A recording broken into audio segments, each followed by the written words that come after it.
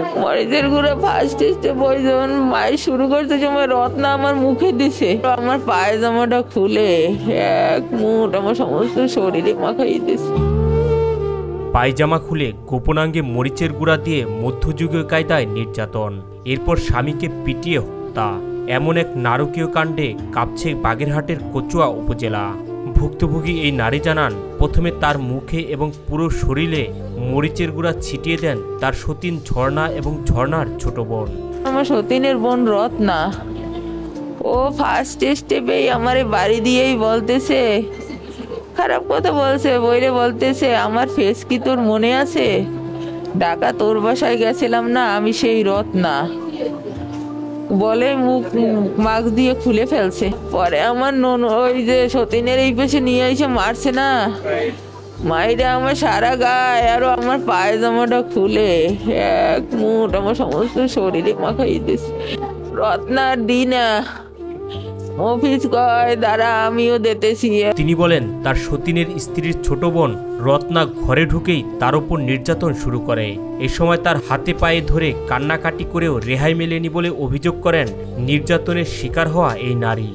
আমি কইছি, শোন তুই ওর বোন না, তুই তো আমারও বোনের মতো, তুই মেয়ে মানুষ, তুই পারবি সমাধান করতে, ভাই একটা সুষ্ঠু সমাধান কর, মারিস না আমাকে, বাঁচবো না নে।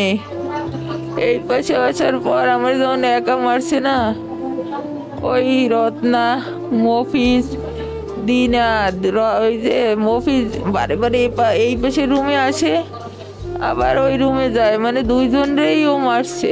ভুক্তভোগী নারীর অভিযোগ, নির্যাতনের হাত থেকে বাঁচতে মফিজ, ঝর্ণা এবং রত্নাকে বাবা মা ডেকেও রক্ষা হয়নি। ওই মফিজরে আমি কইছি, শোন তুই আমার ভাই না, তুই আমার বাপ। রত্নারে কইছি, ও রত্না তুই আজকে থেকে আমার মা, আমি আর সহ্য করতে পারি না, আমারে মাফ করিয়ে দে, আমার জান বাঁচলে জীবনেও আমি মিন্টুর সাথে থাকবো না নে। ভাই তুই আমার মারিস না, আর মিন্টু ছাড়া আমাকে পৃথিবীতে কেউ নাই, মিন্টুর কিছু হইলে তোর বাগনা বাগনির কি কবে, তুই আমার মা, আমি মনে 100 বার কইছি। পুলিশ ও স্থানীয় সূত্রে জানা যায়, সোমবার 13 অক্টোবর গভীর রাতে পারিবারিক ঝগড়ার এক পর্যায়ে 8 থেকে 10 জন যুবক যুবদল নেতা মিন্টুর বাড়িতে ঢুকে তার উপর অতর্কিত হামলা চালায়। তারা প্রথমে মিন্টুর দ্বিতীয় স্ত্রীকে মারধর করে ও শারীরিকভাবে নির্যাতন করে, পরে তার গোপনাঙ্গে মরিচের গুঁড়া ছিটিয়ে দেয়। আমি মারা গেলে আমার হত্যার বিচার না হয় আমার কোনো আপত্তি নাই, আমার স্বামী আমার জন্য জীবন দিতে পারতো, অনেক ভালোবাসছে আমার। এরপর মিন্টুকে মারধর করে ও জখম করে।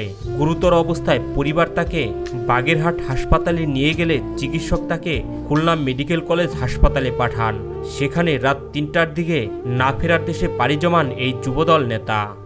ভাই একটা মানুষ অতিরিক্ত না মারলে যে মানুষটা কি মারা যায়, এই দেশে সর্বোচ্চ আইন পর্যন্ত আমি অনুরোধ করব, আমি যদি মারাও যাই আমার স্বামীরে যারা মারছে না তাদের ফাঁসি হোক, ডাইরেক্ট সুষ্ঠু বিচার হোক। মিন্টুর দ্বিতীয় স্ত্রী বলেন, যারা আমার উপর নির্যাতন এবং আমার স্বামীকে হত্যা করেছে তাদের দৃষ্টান্তমূলক শাস্তি চাই।